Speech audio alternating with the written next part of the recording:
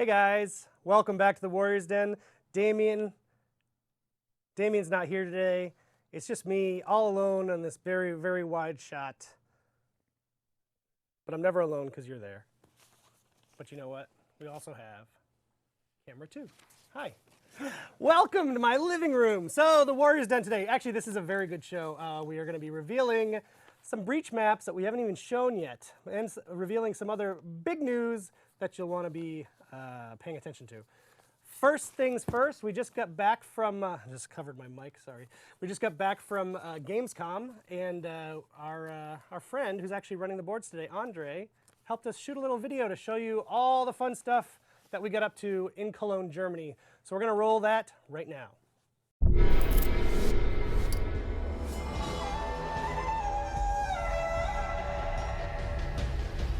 We are at Gamescom 2018 with For Honor, Marching Fire. We're having a great week. We get to do a lot of things. There's some craziness happening behind me. There's actually a lot of cosplayers here at the show, which is awesome. We have some of our star players, including this Peacekeeper cosplayer, who we'll talk to in a minute. We're having an awesome time. We're doing master classes at the Ubisoft Lounge, showing off our brand new arcade mode, and we're just having a great time here in Cologne.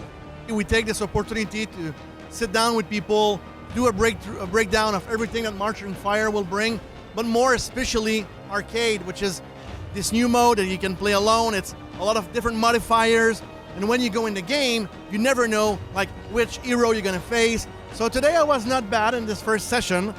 In the second difficulty level, I had to ask one of our star player, Havoc, who's a great content creator for us, to come on and do his best. He was actually pretty good, way better than me. So it's a good opportunity to showcase the new content we're bringing at Gamescom.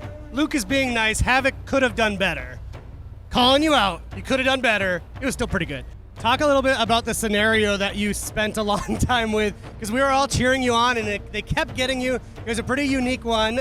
Very fun for us to watch. Maybe a little less fun for you because you kept dying, but talk about that scenario. Yeah, so I was stuck on a level where I was fighting against 2 Shinobis who was constantly regen health, so it took me like 60 tries to do that. But it was a lot of fun. It was very challenging but fun. I am here with the amazing Rotten Kraken, one of our great cosplayers. You are a Peacekeeper cosplayer. Yeah. So this is definitely one of the more detailed costumes we've seen. And tell me a little bit about making it. So since I love working with leather, wool fabric, and medieval-inspired costume, I was totally hyped for this. So like the stitches and stuff, you did all this yourself? Yeah, everything is by hand since it's leather work. What is the weight of this thing? About 20 kilos, something like that. Yeah. That's like 40-something pounds. How's it feel to come here, see all these people playing the game, and then they get to leave with your artwork? Well, it's kind of amazing. I never imagined it to be ever have the chance to be here and see something like this happening. It's also amazing to see how the game is growing, and you can be part of it. It's amazing. What do you think of Gamescom overall? This is your first Gamescom experience? Yeah, this is my first Gamescom, and well, I study for game design, so to be here is a dream, really. It's a real dream, and I want to thank all the For Honor dev team because they are amazing, seriously. What's it like for you to get to meet these people face to face? For me, it's funny because they come and see us and they're so happy to meet the game devs on the game like they like, and they participate and they watch us on the Warriors Den. But for me, I think I'm probably more happy than they are to meet with them, because it's like, in one part, it's our job to do what we do. For them, it's a passion. And that's what we try to bring back in the office for the team, to know that, look, there are all those people out there that are super passionate about what you guys are doing. So it's a privilege to be able to really see that reaction face to face. We've had an amazing week here in Cologne at Gamescom. Marching Fire has been a ton of fun to show, and it's been a ton of fun to meet so many of our players and community members from around Europe. So thank you to everybody who came out. You really made this an exciting week. You made all the stuff we did the best it could be. So thank you to everybody, and we'll see you at PAX West, which is right around the corner this week. So see you guys soon.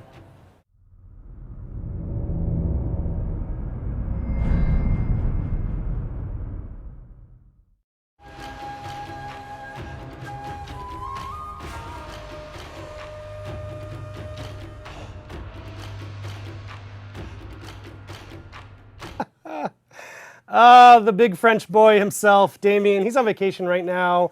Blow him up on Twitter because he has nothing else to do. Speaking of blowing up on Twitter, give a shout out to our friend Luke. He is also not with us today, but could use your love. We miss you, Luke. Come back soon. And thank you. This is actually a really cool thing that didn't show up in that video. I met a fellow from Russia. He said his name was Andrew. He might have been Americanizing that for me. I don't know if it's actually Andre, but he said it's Andrew. And he told me he rebroadcasts our stream every week and translates it live in Russian. So I told him I would give him and his community a shout out on the show, and I'm doing it. And I'm even going to say it in very, very bad Google Translate Russian. So here we go. Krik vzem našim rossijskim zritelям v efir Andrew.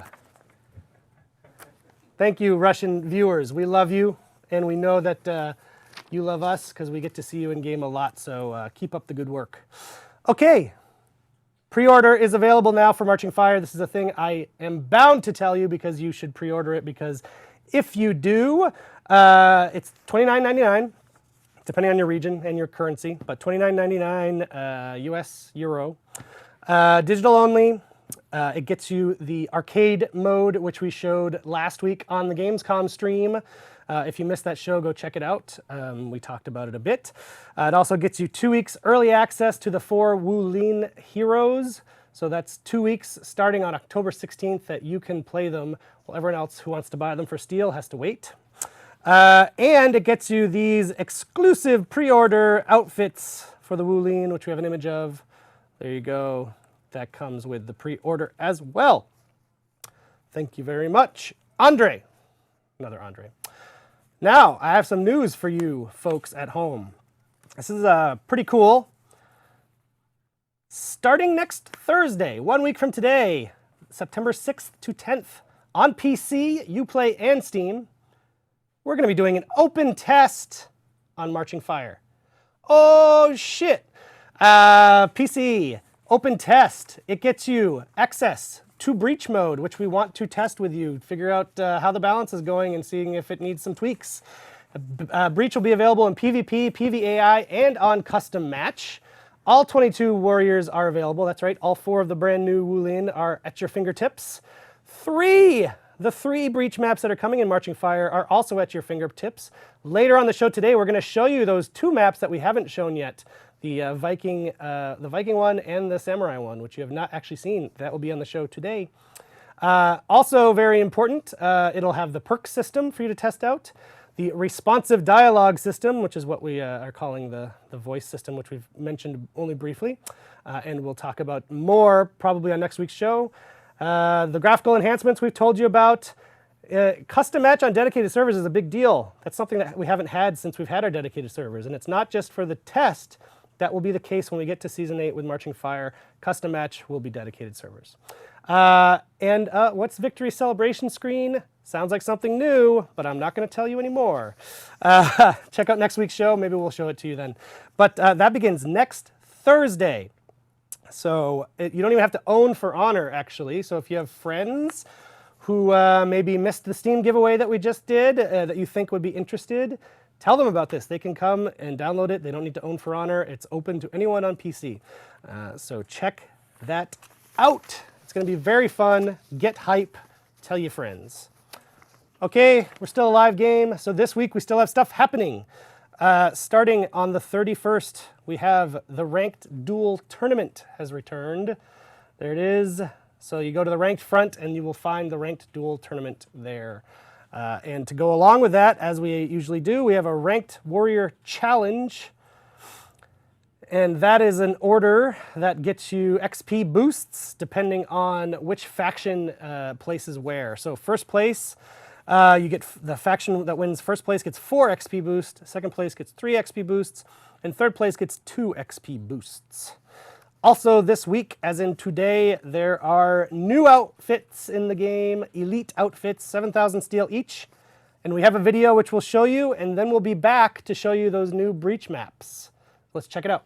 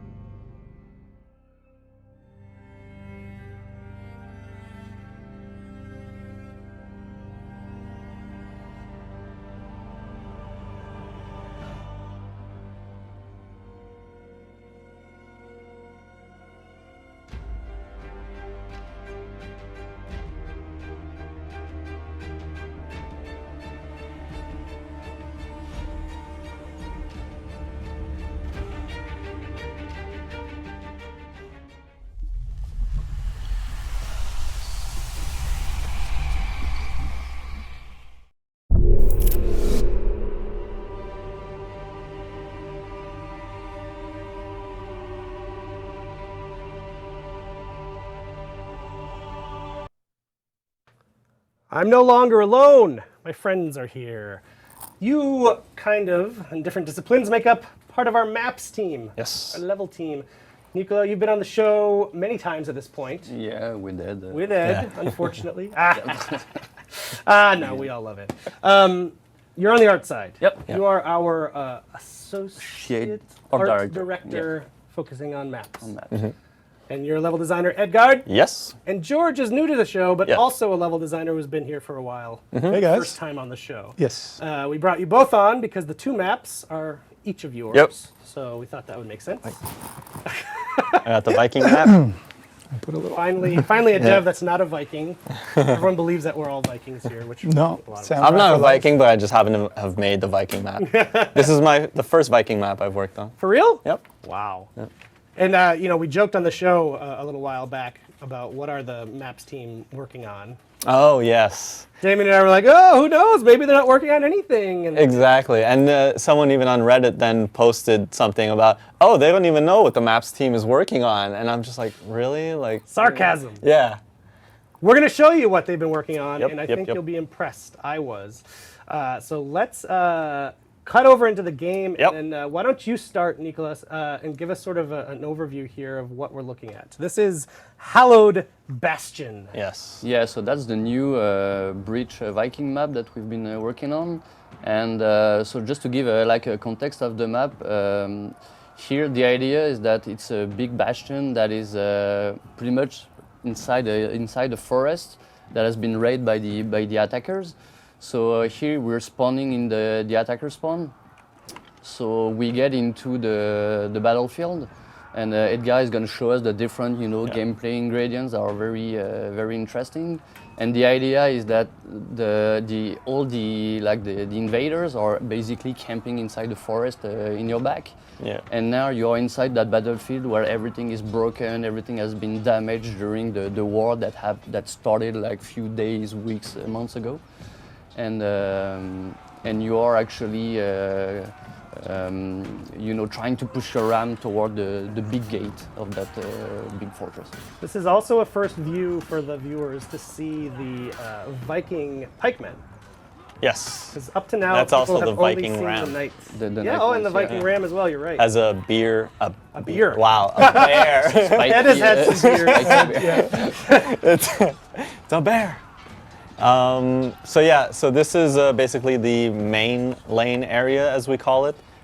This is where your goal is to push the ram up to this ginormous gate. Beautiful gate, I must say. Yes. It'll be a shame to smash that open. Oh, In the bridge mode, we really wanted to feel that you were actually attacking a massive fortress. We really want to feel this wall look massive, big, very high, which was challenging for us because we had to find ways to get on top of those ramparts. But that gives a really different feeling from everything that we've been, working on in the past. and these pikemen, as those of you who have played Breach before, they take a beating to go down. So they're not that easy. And they do deal a lot more damage than your normal soldiers in Dominion. We're using custom match right now, which is why Yes. Ed's not taking damage. Yes. If you're wondering. So here I'm going to show a bit more of the layout. We got a cool boost down there.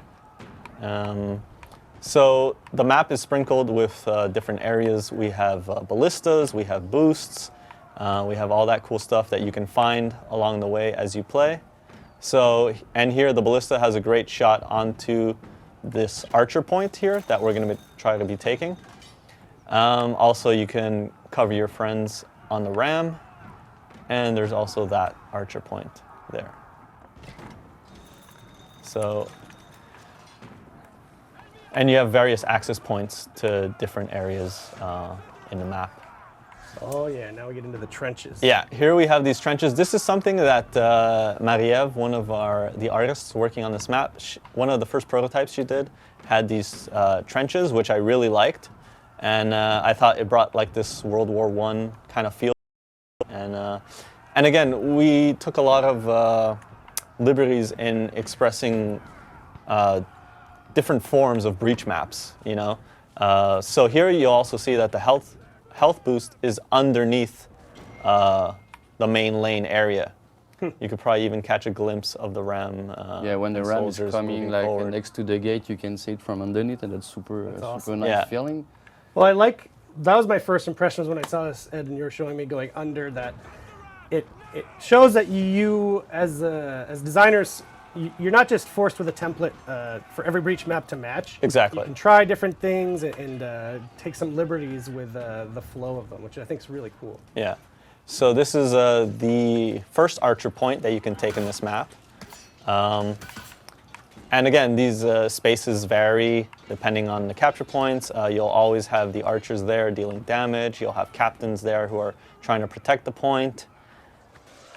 I like that at this point too. We have an established like Viking architecture. Like those towers Right. are similar to with the towers that you can find in other maps. But Yeah, exactly. Here we wanted to feel that this is kind of bunker, you know, where they were actually, you know, camping, waiting for the attackers. So again, as you can see, it's been bombed by the previous, you know, assault.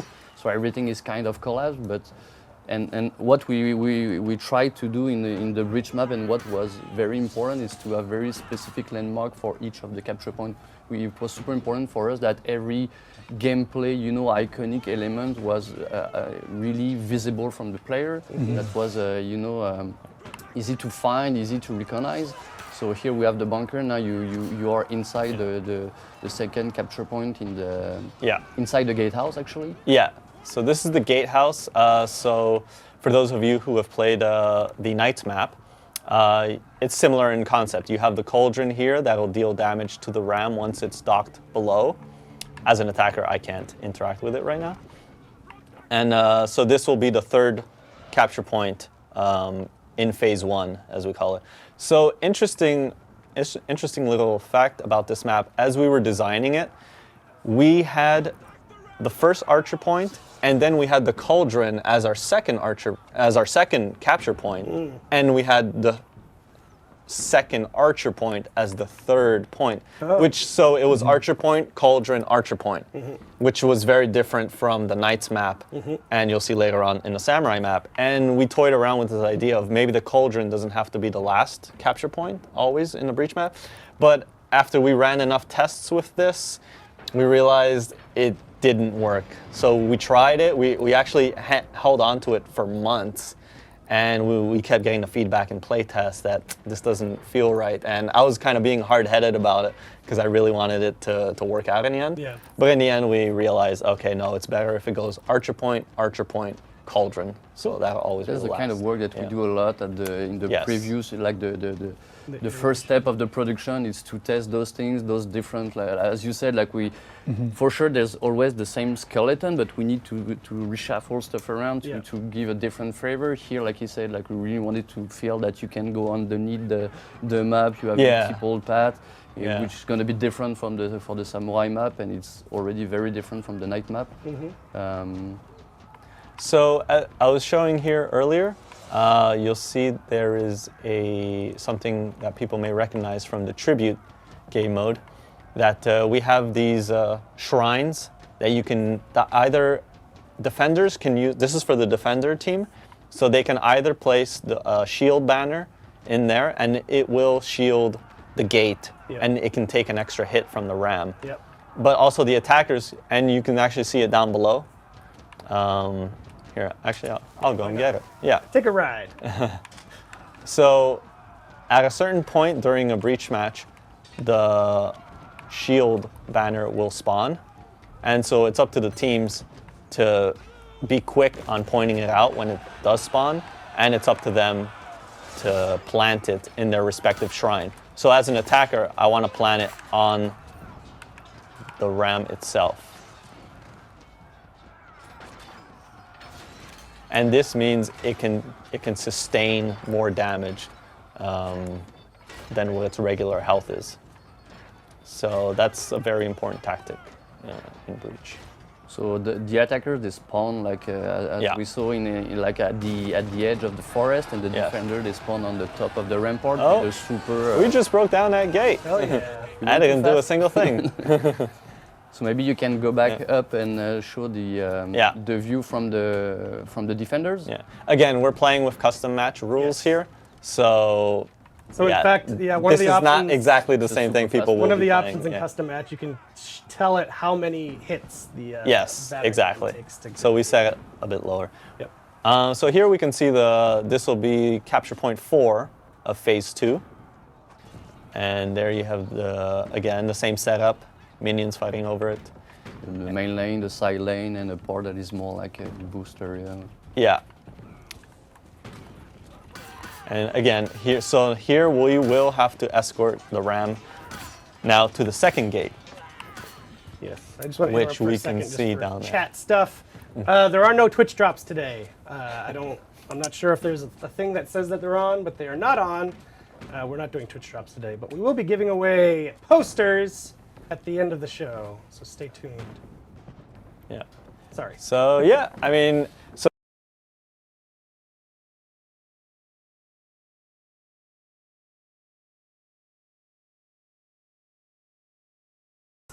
zone, and you have the shield banner as well that spawns, and you'll also have the guardian.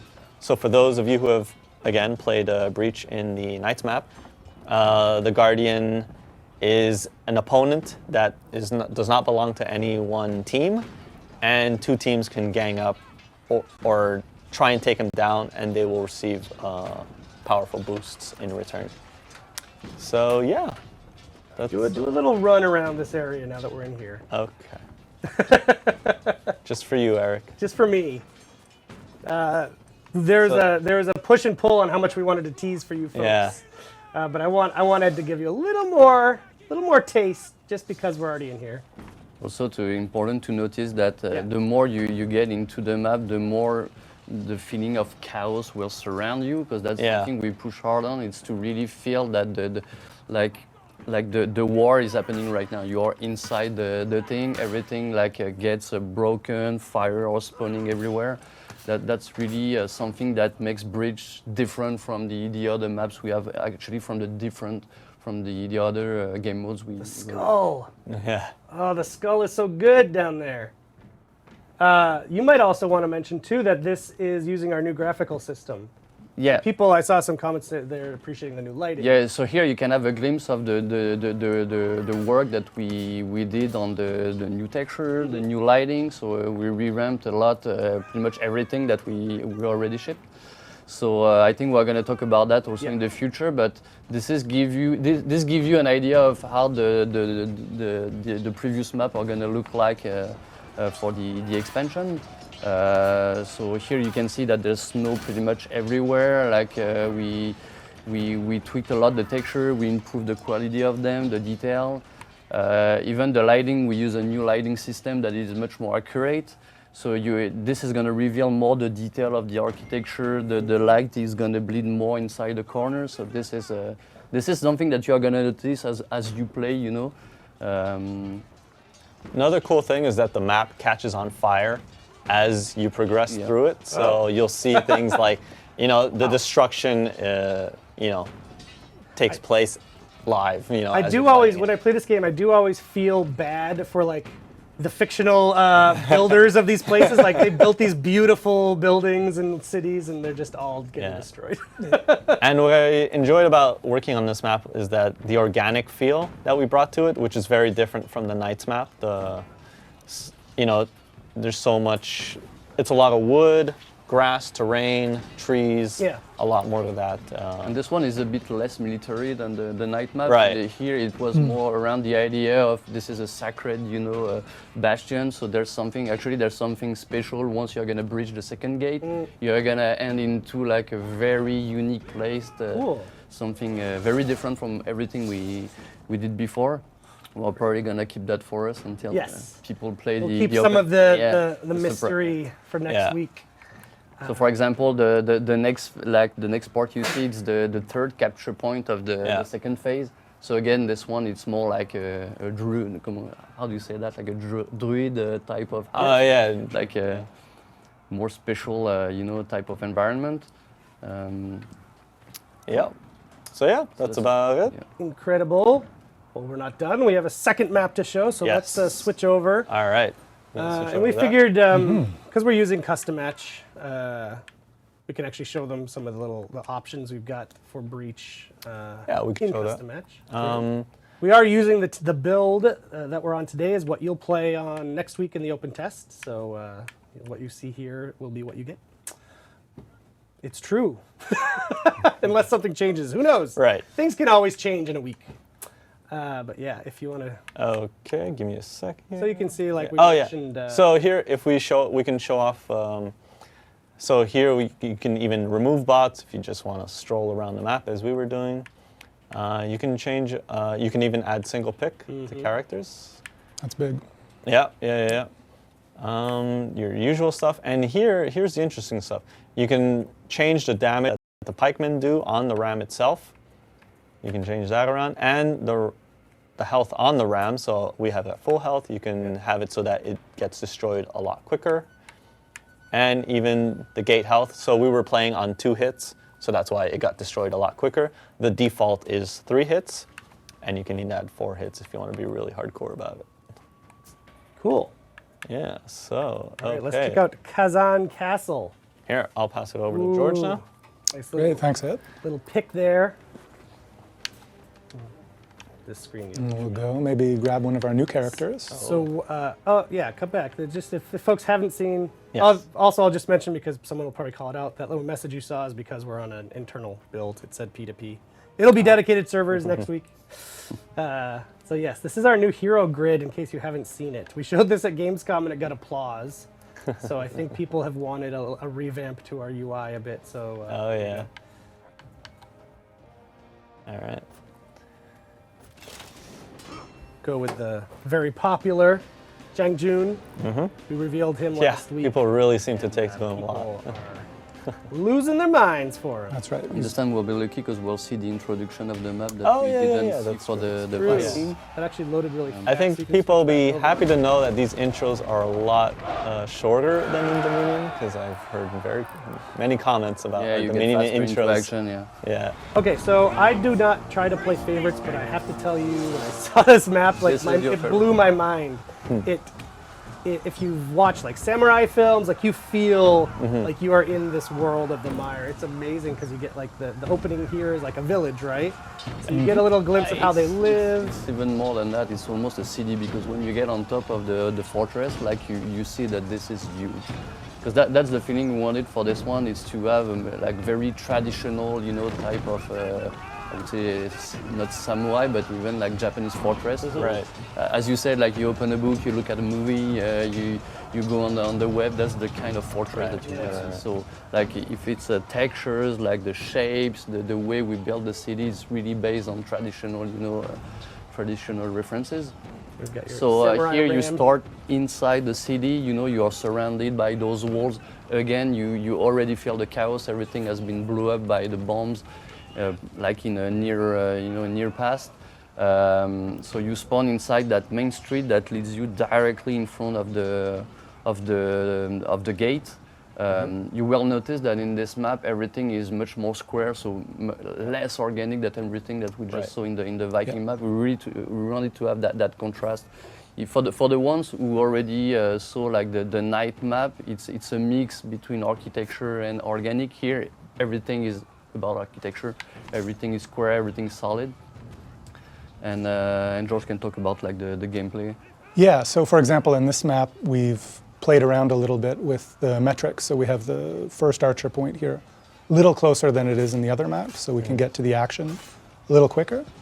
Defenders will find they can get there really quickly as well using some of our zipline paths and stuff.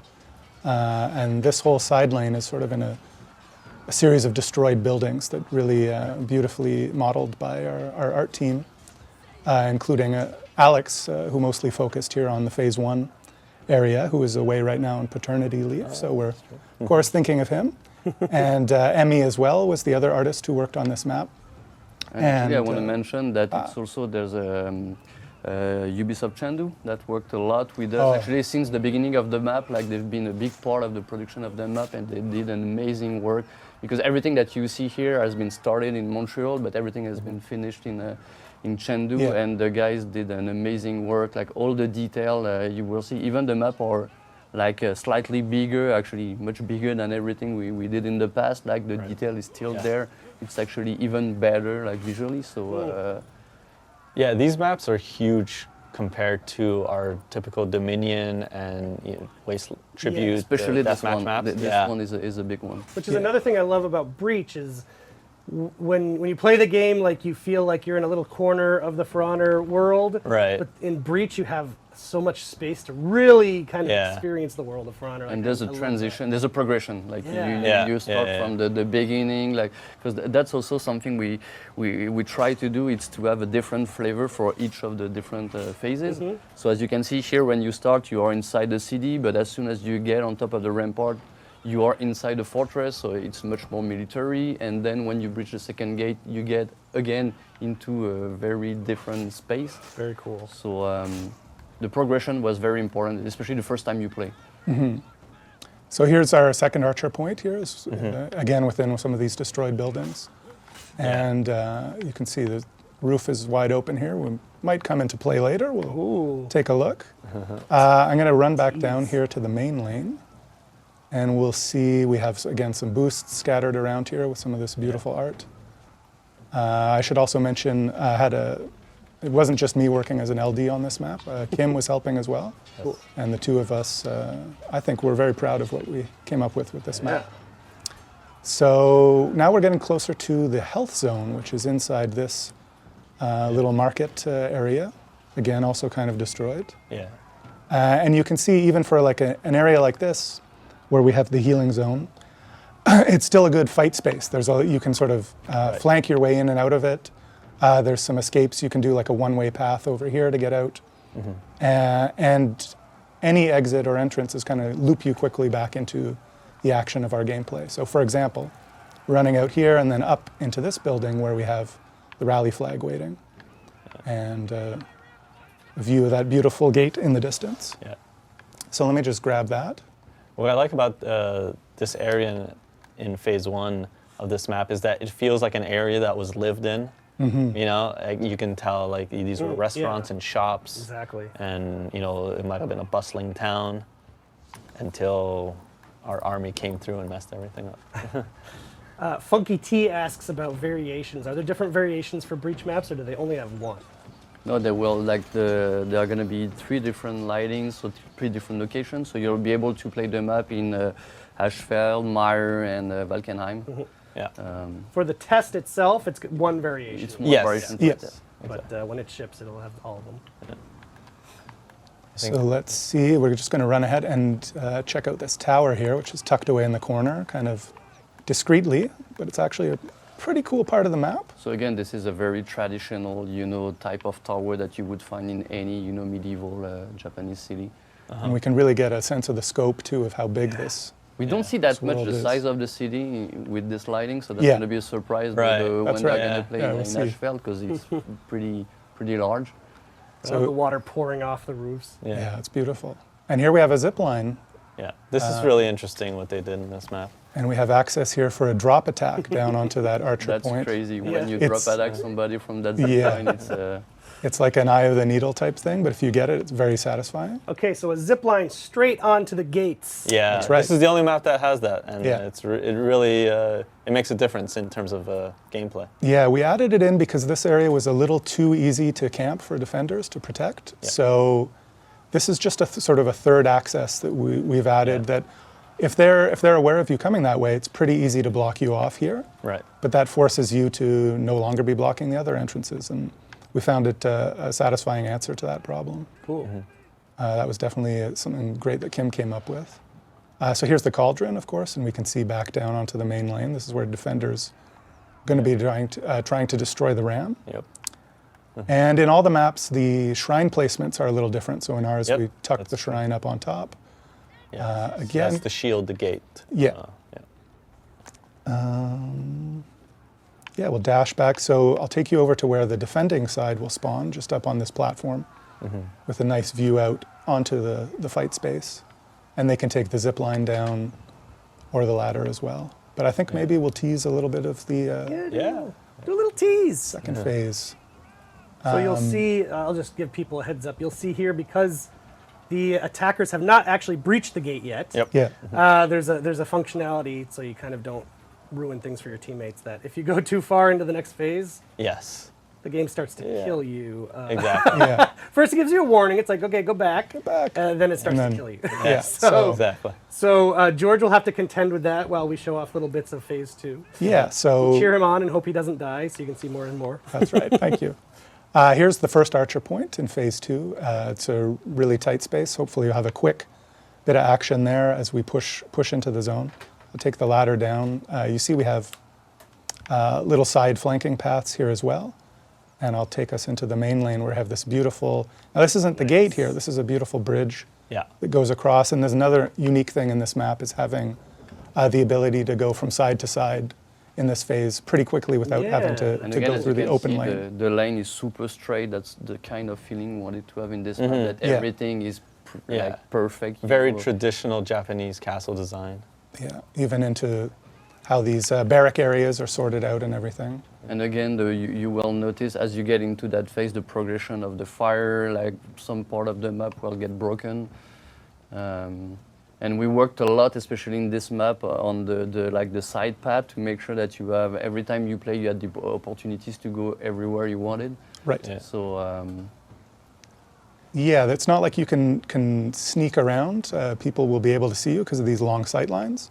Yeah. But if you're playing strategically, it just offers you more opportunities to make your way across the map in interesting ways. And that bridge there that cuts the phase 2 in half, it's so good for traveling back and forth between the side lane and other areas of the map, and it really works well. and there's a ballista at the back that we There's Yeah. a ballista on the other See side. right That was now. something Again. actually, we didn't mention is that in phase 1 in this map, there is no ballista, Oh, that's which true. was Yeah. a tweak we tried out, and it Oh, worked it's pretty back. well given the size of that map. Yeah. And again, as usual, there's always a health zone and a Yeah. guardian as part of the phase 2 Yeah. of breach maps. So you'll have to get in there during the test and find out where they are on your own. Exactly. yes. Yeah. For this map, we did a big work with the modelers, so in Montreal and Chengdu, to have something that is very close to a specific Japanese type of architecture. So we work all the railing, the roof has been reworked. We almost restarted from scratch to really get close enough to the real, Right. real Japan, I would say. So and the result is really gorgeous. Yeah. Yeah.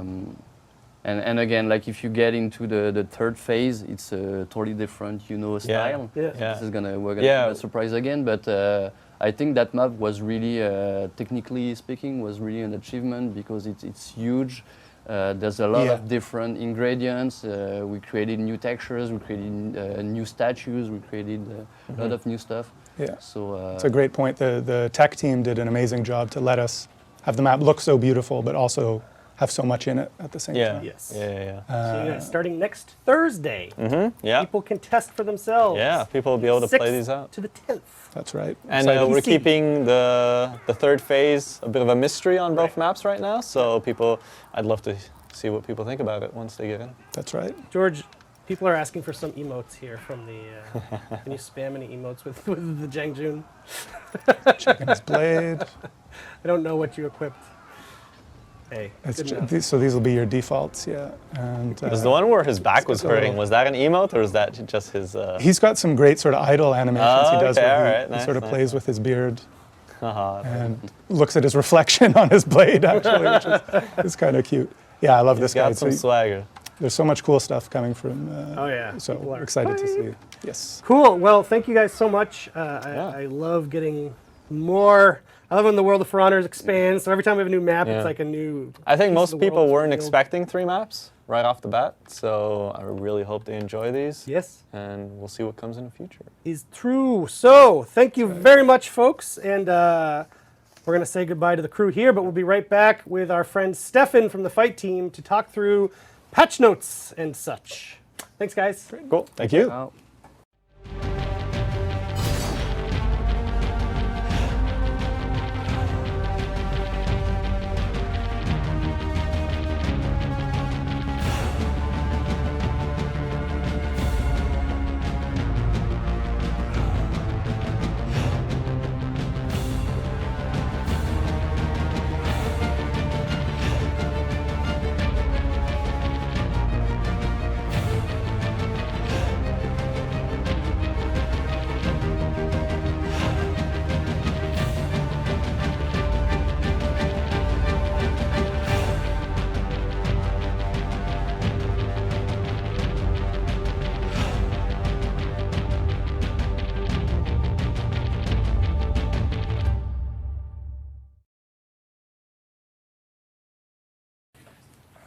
Steph. Hello. Oh, I can hear myself. Wow. Steph. Where are we? Yeah. That's freaky. Can you guys hear me? Steph. Oh, it stopped. Hi, how are you? I'm excellent. How I are like you? that you're always on brand for the stream. That's You like? what I try my best. I mean, I don't know what you're doing over here. I mean, I'm on brand for me. Well, as long as you're off brand for us, that's the I'm important representing the Air Hope brand of garbage. How are you doing? part. Fantastic. You went to China. I went to China. You took a week off. Yes. And you're well Recharged my rested. batteries, yeah. You're back. I did roof work all week, so that Oh, was fun. geez. So I'm more tired than work. I'm actually super excited to come back to work. Can you come to my house? I have an old antenna on my roof that I can't get down because I'm afraid of heights. If you want it fixed very poorly, All you got to do is not a rip it handyman. off the top of my house. I just don't want it there. I could anymore. probably do that. Yeah. If you don't want me following with it. I also want to apologize earlier. People seemed really upset in the video we showed that I was not wearing my hat. And I am, in fact, like Stefan, like many others on our team. Thank you for blurring when I did that, so it's still a mystery. Pretty bald. I'm apologizing. But Gamescom is really friggin' hot, and I was sweaty enough as it was. A hat would not have helped things, so there's my reveal. That's my reveal. That's an additional reveal go. for this show. We got Behind the the maps scenes. in my head. Steph, we have actually 2 different patches. to Double talk patch about notes, today. So those today, day. That's cool. live right now, there's a live update that we call. Yes. We call this thing. And then next Thursday is our next title update, so today it's 1.26.4. Next Thursday it's 1.27.0. Wow. It's like Star Trek star dates. And over I here. think the reason I wanted you here, sorry, I didn't mean to steamroll over that nerdy reference, but it is like Star Trek dates. God. The reason we wanted you here is the vast majority, almost all of the patch notes are fight-related things. There's a few little other things, but that's about it. So we figured you're the man. So let's go through it. I'm just one of the team. So thanks to everyone for giving us stuff to talk about. Yes. Okay, so this is 1.26.4. Today's live update. So live now. Exactly. 4 things, bug fixes. Raider's Fury was improperly tracking its target, now is properly tracking its target. So no longer will Raider be doing strange, wrongly aimed zones. That kind of sucked. Okay. So fix. Yay. Berserker fixed an issue that had to do with the feint animation. So you'd see sometimes boom, and you wouldn't get the kind of like feint and then light opener that you were hoping for. So that's fixed. Back to as it was before. Meaning that if you were fighting a Berserker, it would actually be really hard because you couldn't tell they were going to feint? Is that what the issue was? Yeah, it was kind of worse for the Berserker wanted to like hide what the attack is going to be. Yes. With this, and I think you'll see it looking fairly smooth, but like, Gotcha. hard to do with as the opponent. So. Okay. Good. Valkyrie, fix an issue. The front throw will now properly ledge the opponent. So headbutt, knock them over the pit. Valkyries are going to be happy. Ledging is important in this game. It is. There's a few of them. Gladiator, sucker punch. The side, left or right, sucker punches were not causing stamina drain. They are now. So this is fixed. Okay. And that's 1.26.4. Easy breezy. Now, 1.27, next week's title update. has Yes. A few more than that. You want the first one? You're a names and box guy. Sure. So first up, we noticed that the name of a gladiator bot was legendary. We could not allow this disgrace. I don't know who wrote this patch. I didn't. So the name of the gladiator bot has been changed to ellipsis period, and legendary is now the name of a raider bot, as it should be. I don't know why it wasn't in the first place. Don't know if I would say disgrace. This It's is a little harsh. I mean, right now it's patch note number 1 on this whole thing. I know. This is critical. If you take one takeaway, that's what it has to be. Whoever did it, you're not a disgrace. Okay, now into the bug fixes. Fighters. Okay, 3 general fixes that will apply to all heroes. And this is a big one. This is a It might humongously big it might one. seem like a little deal, but from what you've told me, you've convinced me this is a big deal. Yes. I've been on the tell everyone what this means train for a little bit.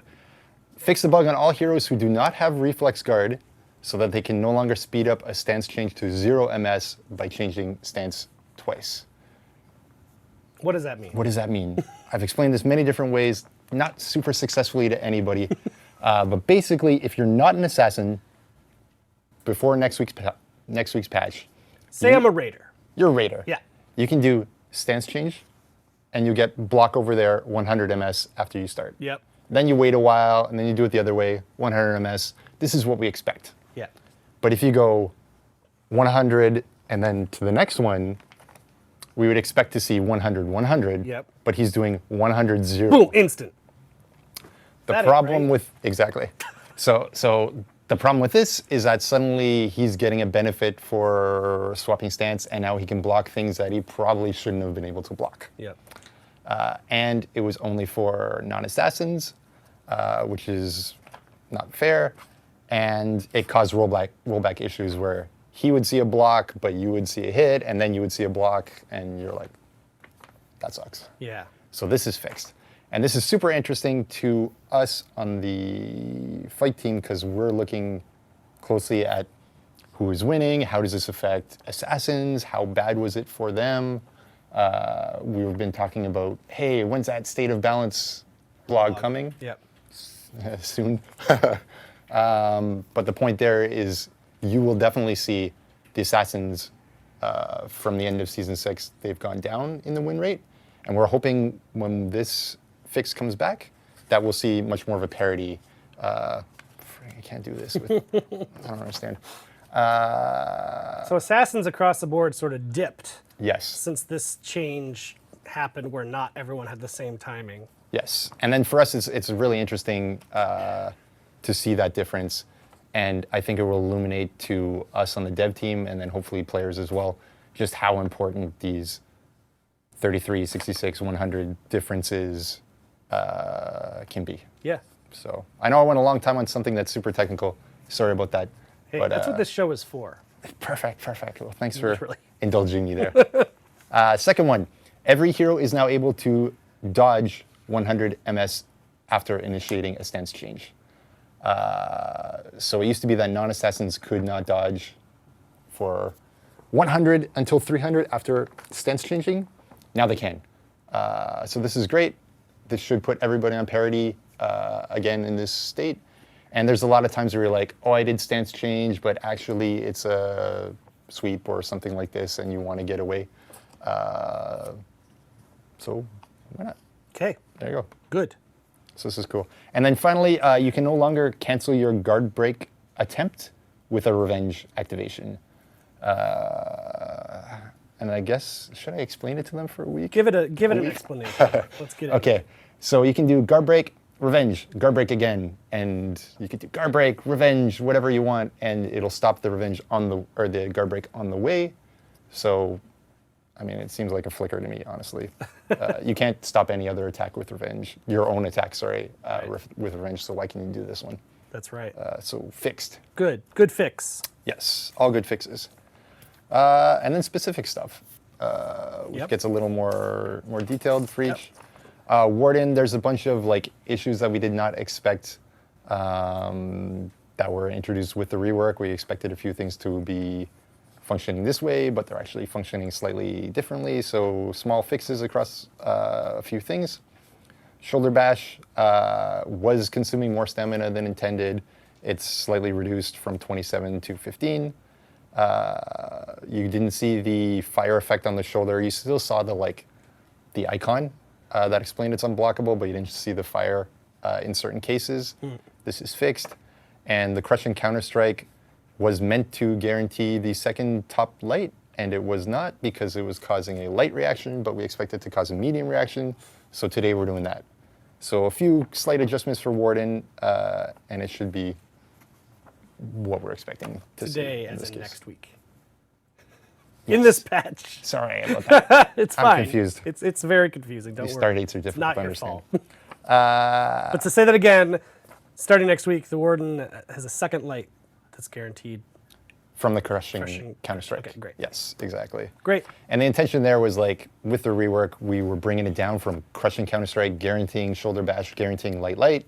We just want crushing counter-strike, second light, and then there's a reason for that second light to exist. Cool. And it's a reduction in damage from pre-rework. Great. Great. Conqueror.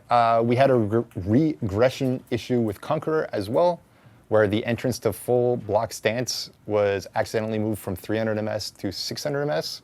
Here we are bringing it to 400 ms. This fixes the bug, and we'll see how Conqueror deals at that value. So it's not meant to be a buff, it's meant to be a fix from before, and it's still actually a nerf from a couple weeks ago. Okay. Sound You're trying okay? to split the difference. Exactly, exactly. And we'll see how that goes. Great. Valkyrie, a bit more. Sprint attack was tracking opponents that correctly dodge at the timing that you're supposed to dodge at, and yet it would track them, so this is going to be fixed as well. They will dodge it. So if you dodge that sprint, you're now actually going to dodge it, and she won't track you. Exactly. Got it. So for a couple days, you can throw those out there. And we fixed a small animation issue where the Valkyrie was doing the wrong thing when turning around, so it looked a little odd sometimes. So that's her. Orochi, Hurricane Blast had no stamina cost when you canceled it with the dodge, and now we are introducing what we expect, so it should be 24 stamina in this case. Okay. We'll see how that goes. Down the list, Highlander had an awesome unintended effect. If Highlander went into awesome form, offensive form, Let's rename it to awesome form. we should have. It is That pretty was awesome. That was a big mistake. Highlander was able to counter guard break from the offensive form emotes. This is not expected. It's a weird exploit, basically. So yes, no more counter guard break from that state. Yep. And Shaman, last one that we'll talk about on the fighter ones. We fixed an issue where Predator's Mercy was not connecting on a rightward throw if the opponent was out of stamina. They would just fall, you would miss, and you would cry because it's supposed to be guaranteed. Right. Okay. Okay, and then some bugs on some general topics. The big one I want to hit here is Revive. Yes. There's an issue where you can automatically refuse the Revive if you press cancel, I guess. I was going to say B or circle or whatever you want. Yeah, whatever it is. Button right before you die, it would automatically cancel the revive so no one could come in and save you. That's fixed. User interface, the one I want to bring up here that they fixed, it's really cool, is the Dominion Capture Zone progress bar wasn't properly being displayed, and that will be displayed now. Oh yeah, and also there was a big frame rate issue with the last patch when you're in the menus of the game, and that's also being fixed in this patch. That's a big one, especially for console players.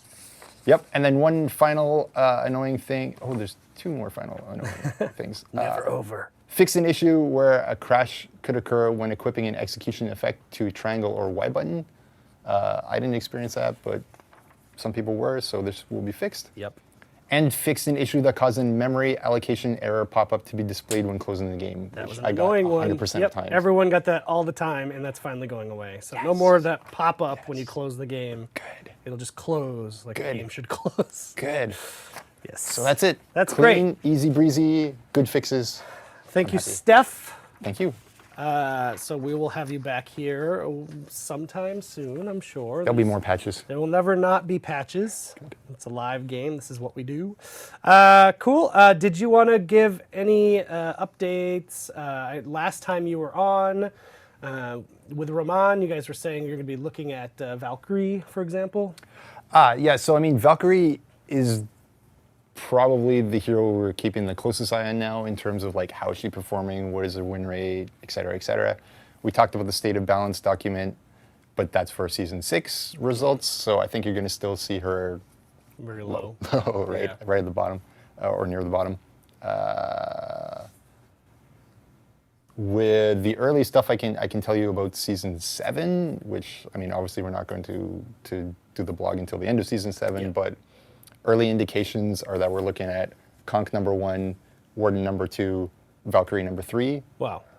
Win rate wise? Win rate wise in duels, high level, et cetera, et cetera.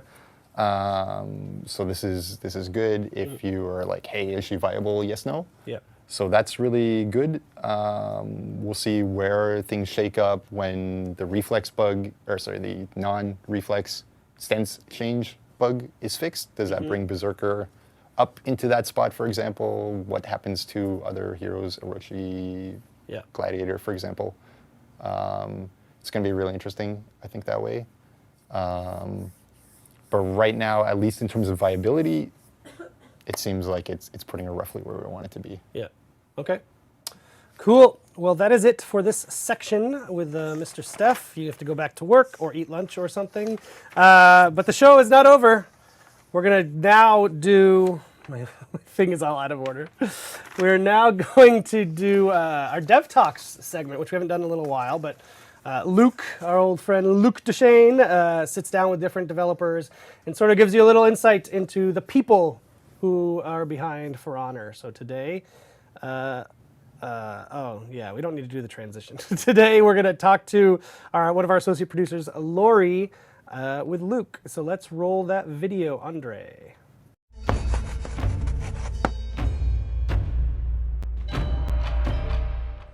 Hello everyone, welcome to Dev Talks. This week we are meeting Laurie Imbert, associate producer on For Honor. Hello Laurie, welcome on Dev Talks. Thank you. So Laurie, you're an associate producer on the project. For how long have you been on For Honor? It's been a while, no? Yeah, actually it's been 3 year and a half. And is it your first project in Montreal? In Montreal, yes. And before, where were you? And before I was working in Annecy and before that in Paris. So Annecy, and that's in south of France, right? Exactly. That's the paradise on earth. Yeah, a little lake, mountain around, near Switzerland, it's really cool. So which project did you work on in Annecy? I was working in the franchise of Assassin's Creed on the multiplayer one. Yeah, I see you coming. Does that mean that you were working with Data Man himself, Damien Kiken? Exactly. This is where we met.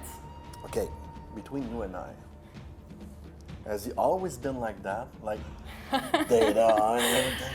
Actually, it was worse. It was worse? Yes, he was into detail. He wanted to know actually everything. Yeah, always asking about some detail. Like, he was full of questions. That's Damien. Yeah. But we love him for that. He's super great. No, getting apart. So Paris, then Annecy, then Montreal. So working on multiplayer games, we've done Assassin's Creed, so that's why when you moved here, you did that as well. Exactly. Have you worked in any other video game companies before? No, before I was a student. And you study in what? In marketing. Marketing? Yes. Oh! So it was kind of a hazard that I went into Ubisoft. I was looking for an internship at the end of my studies, and I applied without really thinking that it would work to Ubisoft because there was something in production. Okay. And I started working there, and I completely fell in love with the job, and I stayed in production because I thought, wow, I can actually have an impact on the game. So you just applied like that for an internship, not really knowing what it's going to be? Actually my internship was something like, hey guys, I didn't do video game studies, I'm a gamer obviously, I love what you are doing, I'm a fast learner, please hire me, I'm super motivated. And it did work. So you see, there are many paths leading to Ubisoft. Schools or dedication, and sometimes just apply for something and you go get a job. Yeah, exactly. You need to test, at least. Yeah. Worst case scenario, they say no. Exactly. That's a very good philosophy. Laurie, are you a knight, a Viking, or a samurai? I memorize the order. I'm a Viking. You're a Viking as well. That's hilarious because everybody answers Viking. I think we really need to make an effort next time we shoot Dev Talks and tell people, if you're a Viking, you are not welcome to the shoot. Because there are a lot of Vikings on the team. But I can recognize myself in all the three factions for different reasons, obviously. Okay. But at heart, you're a Viking. Yeah, but at core, I think I'm a Viking. And which one is your favorite character? I would say the Shaman. The Shaman. And I learned something interesting in the 5 minutes. We've been working together for many years, but I learned something interesting. Right before we shot this interview, you share a special connection with the Shaman. Exactly. What is it? Probably that's why I like the character, but Yeah, I do what we call, I practice shamanism as a techniques outside of Ubisoft in my personal life. And what does it do? Really hard to explain, but basically it's a technique to connect with your own intuition. So you go into a kind of meditating state where you actually try to get information for yourself or for helping other people, for example. So I've been practicing for 2 years now. I didn't know that. Because at first when I asked a couple of questions, she said a shaman, like I had a character, like no, in real life. I'm like, what? So she had to explain to me. So now everybody knows. So Laurie, also one thing, like what I found really interesting with people on the team is, like they all have like different center of interest. Like we have this one that we just talked about. Some people are in music. We had Pascal Mimo, who was doing the music on the Warriors Den. So, but one thing also, when we finished the game, I went on a couple of weeks of vacation. When I came back, you were gone. I know. And every week, like, is Lucky there? No. Is Lucky there? No. What happened? Where did you go? You were sad. I went to vacation. Actually, I always dreamed about a big trip in South America, Central and South America. So I decided to go there, almost 6 months. Wow. And with my backpack alone, and I did all the countries. And my big dream was to actually go into the sacred sites of this area and do meditation on the sacred site. So, like sitting on a pyramid, and how does it feel to be there? Like. And how did it feel? It was amazing, actually. Yeah. I had a couple of experiences that was really interesting. And I also was into Easter Island. That's amazing. Honestly, it was one of my best memories. Wow. For me, I always admire people who like you will go on those crazy adventure, because I'm not a big adventurer myself. So I kind of envy and admire when people have the guts to do something like that. I think it's amazing. Well, there is never a good moment to do it. So at some point you need to decide for yourself, like, okay, I'm doing it now, because there is never a good moment. There is always something to do otherwise. So we'll come back to For Honor now. So you're an associate producer in the game. So what does an associate producer do? Okay. So you know, in the team, there is a bubble of team that are managed by a production manager. Associate producer manage different team, and most of the time we also are the people that deal with the stuff that fall into cracks. So we make the links, and if anything is like what I call the lost subject, this is what we do. We take the lost subject and we make sure that they are not lost anymore. This is what we do. And before we ship the games, what was your area of expertise or responsibility? I would say online. Online? Okay. Yeah, online, because of my past in Annecy in a multiplayer game. I was already in a live environment, and I knew a little bit what was the expectation and how the production need to adapt itself to be live as well. It was a big challenge as well. And this is what I tried to brought on For Honor. Okay, and now I know you're not online anymore, you're doing something else.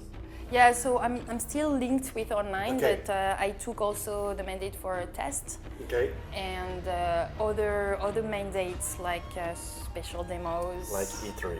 Like E3, for example. I'm dealing the version for E3.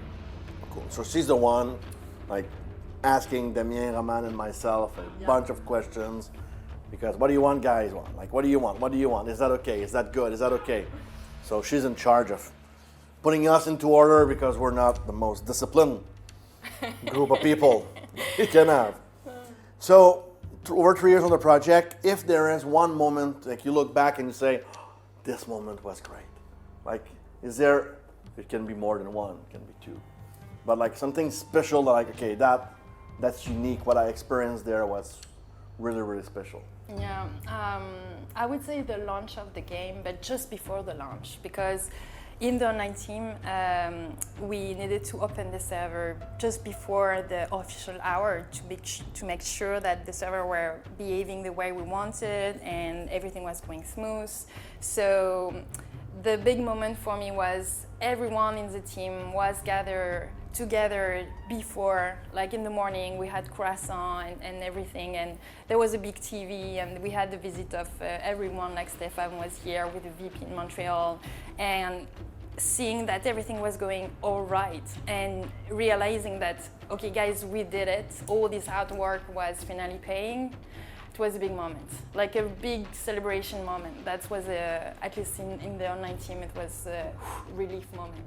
Oh, I think it was probably for everybody. To be able to say, oh, we got here. Exactly, exactly. Because like shipping a game is tough. But being live, it's tough every day. Oh, yeah. We have surprise every day. Exactly, So. we never stop. We never stop. So any last word you want to share with people before I let you go? Any word of wisdom or things you like to share about your time on For Honor or anything else? I would like to thank the community really, because I didn't see a lot of community that is so passionate about a lot of games like that. So for me, it's really touching me, and what drives me into coming to work every day is seeing the smile of people that I'm working with today, every day. So seeing the comment and the good vibe of the community, for me, it's also a way for me to receive the love, to receive the encouragement that we are doing. So yeah, that's it. Cool. Thank you very much, Laurie. Thank you very much, Luc. Thank you, everybody, and see you next week for another Dev Talks.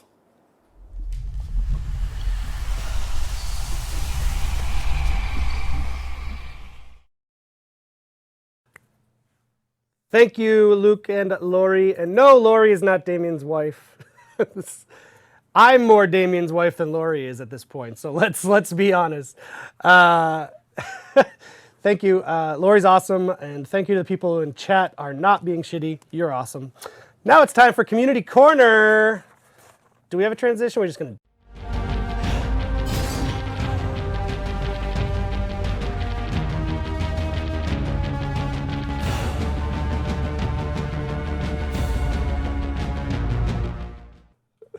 We had a transition after all. Thank you. Hey, I'm over here too. Hi. Hey. Oh, just seeing if you can keep up, Andre. I'm all alone. Gotta have fun. Okay, let's get into the videos. If you've never seen the show, we do Community Corner every week. We grab videos from the popular videos that we find on Reddit, and some are very funny, and some are good gameplay, and some are good editing. We have lots of very creative people in the community, so if you want to get featured here, post them there. Okay, first vid is from Leno is bueno, Kamehameha kinda.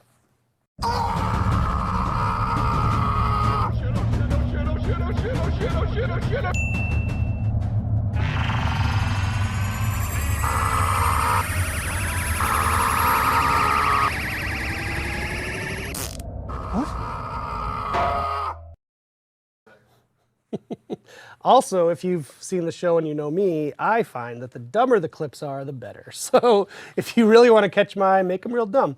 I like that one. Next one, George Reshetov, top 10 anime fights.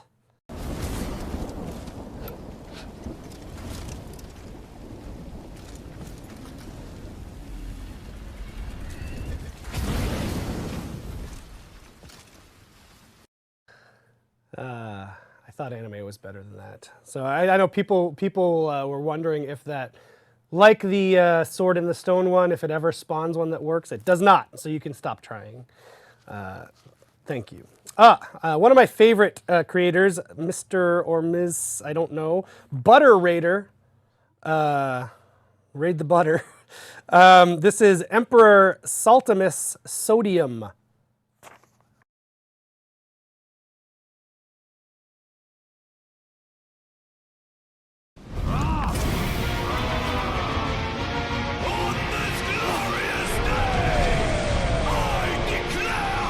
Salty Miss Sodium.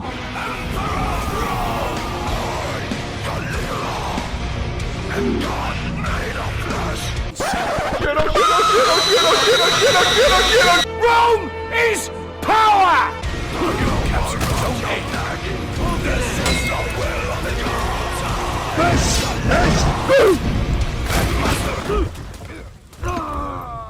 have my vengeance.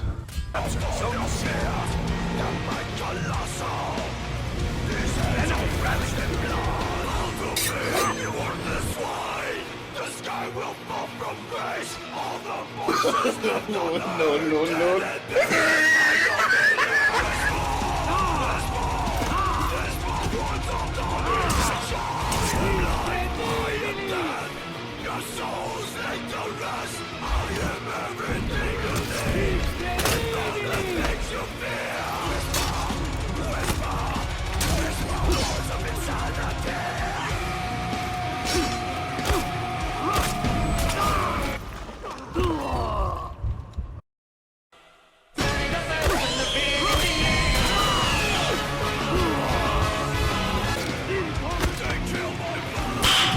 Nice.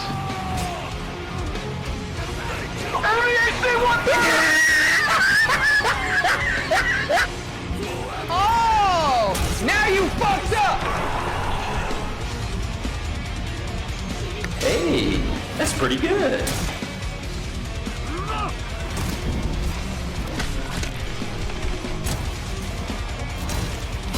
Finish him.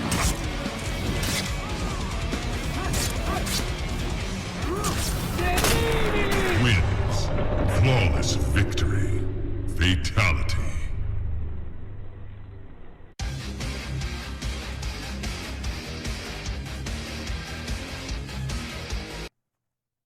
Wow. Up next, we've got Vita with a video called Noit Faction. Don't know if it's a typo, but it's Noit Faction. Let's check it out.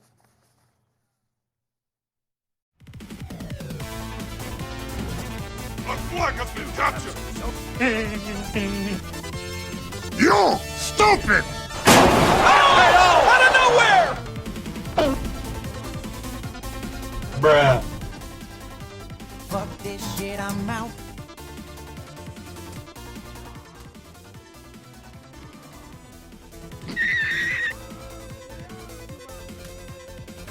It's okay.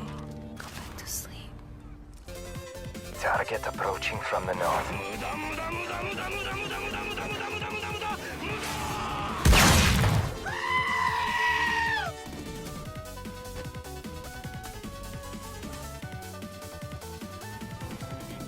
You did well! Very good! Falcon kick!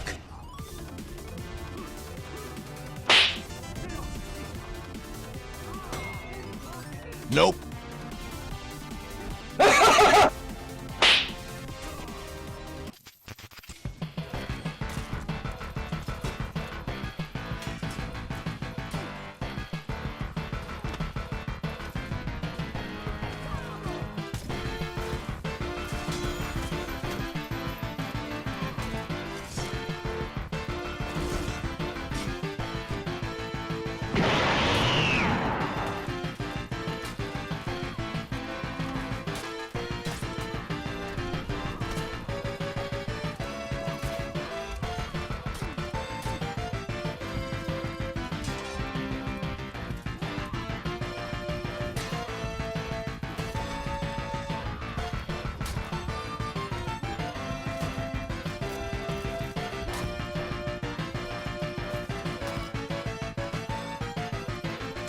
I help you? Mission failed. We'll get them next time. Rest in pizza. I wish I could rest in pizza. Although it probably burn, like 3rd-degree burns, but pizza's good. Thank you, Vita. All right, from the great Berserker. I heard you guys like big plays. Îți zguduie pereții din noaptea asta până la sfârșitul vieții. Ascult-o pasta în gâtul mătii, dă-te zloboz în pula mea în morții mătii. Ars de nerăbdare să dispar când apar. Dacă ars de nerăbdare, ars de tot măcar.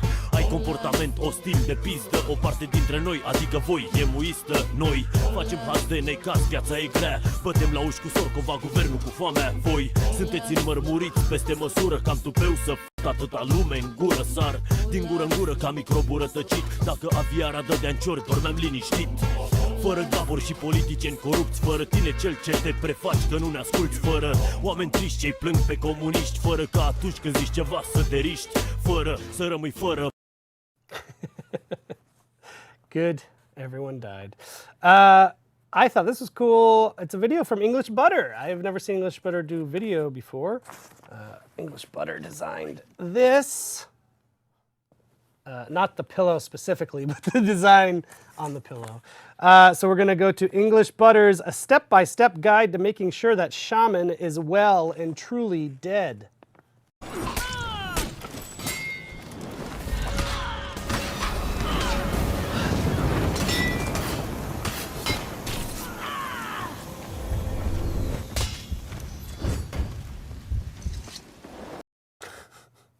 I think you got him. I think you got the shaman.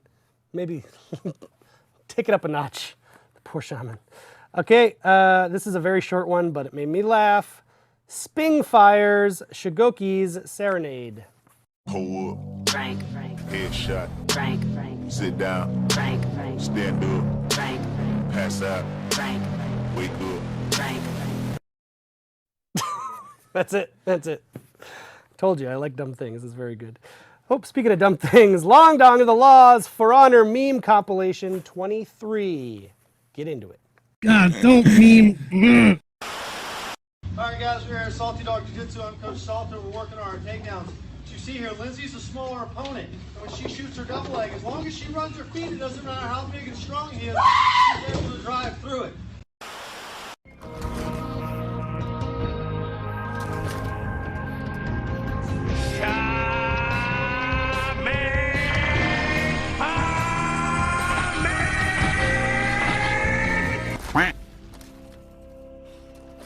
It's inspired from something. I won't say, but you know I love, and I think it's really cool.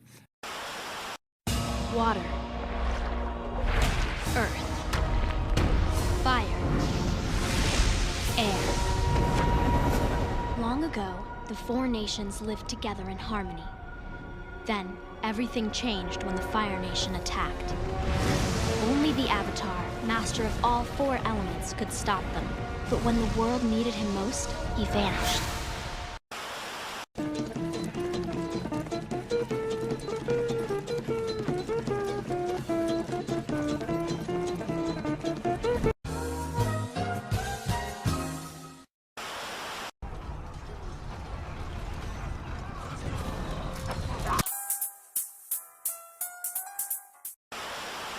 Am I really gonna defile this grave for Memes. Of course I am! Daddy! I knew you'd come back! Here you go! Wow! That was pretty brutal even by my standards. No backsies. I love the dumber the better. See, I guess it's a thing I say a lot. Very dumb. Thank you, Mr. of the Law. Okay, this is a music video, which the trick to playing a music video is has to be a song that I like and not something terrible. Corey Lotto mines the 1981 or 1980 #1 hit in the UK by Anika, Japanese Boys. If you don't know the song, it's a 80s synth pop masterpiece. I really like the editing here, so that's why we're showing it. Let's check it out.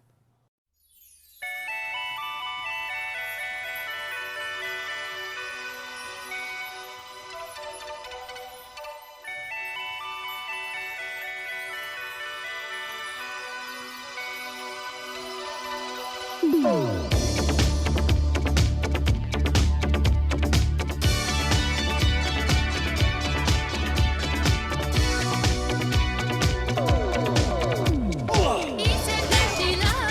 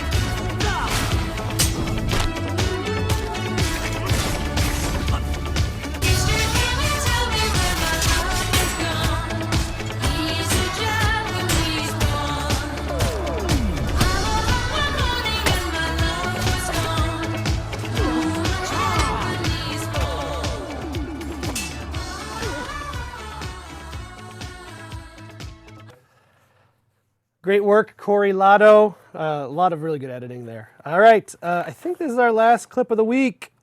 This one actually came after I'd already compiled my list, but I was pretty impressed by it. I might have to show it twice. Oh no, sorry, we have two. I lied, there's two. There's no line break in my graph here. All right, this is by a poster named Dysfunctional Douche. Great name. Don't try to ledge the ledge lord.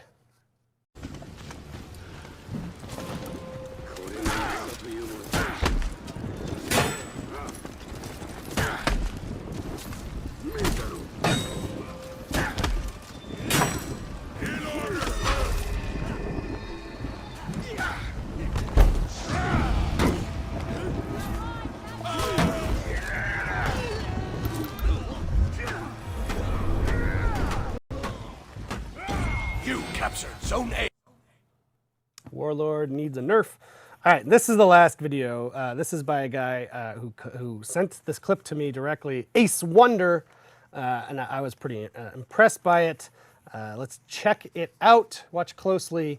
It's called Amazing Breaking Comeback.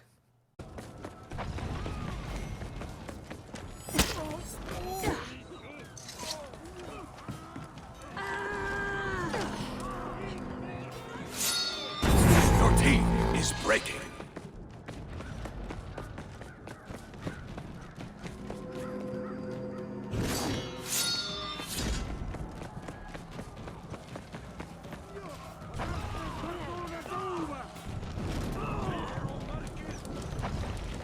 Your friend is hurt.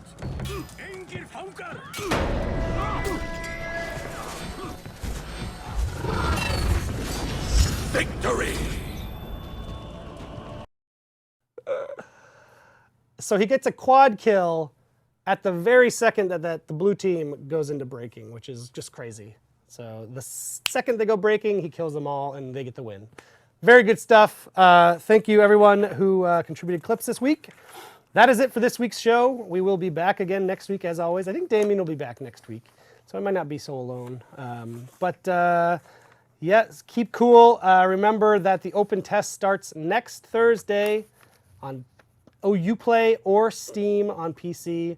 You don't need to own the game even, so you can just come and play it. So even if you're a console player, load up your PC and play for the weekend, 6th to the 10th. We want your feedback. We're not doing it just as like a little marketing thing. We actually want to know how the balance feels in Breach, how the characters are feeling, all of that. So let us know, and we will see you next week on the Warriors Den, and goodbye.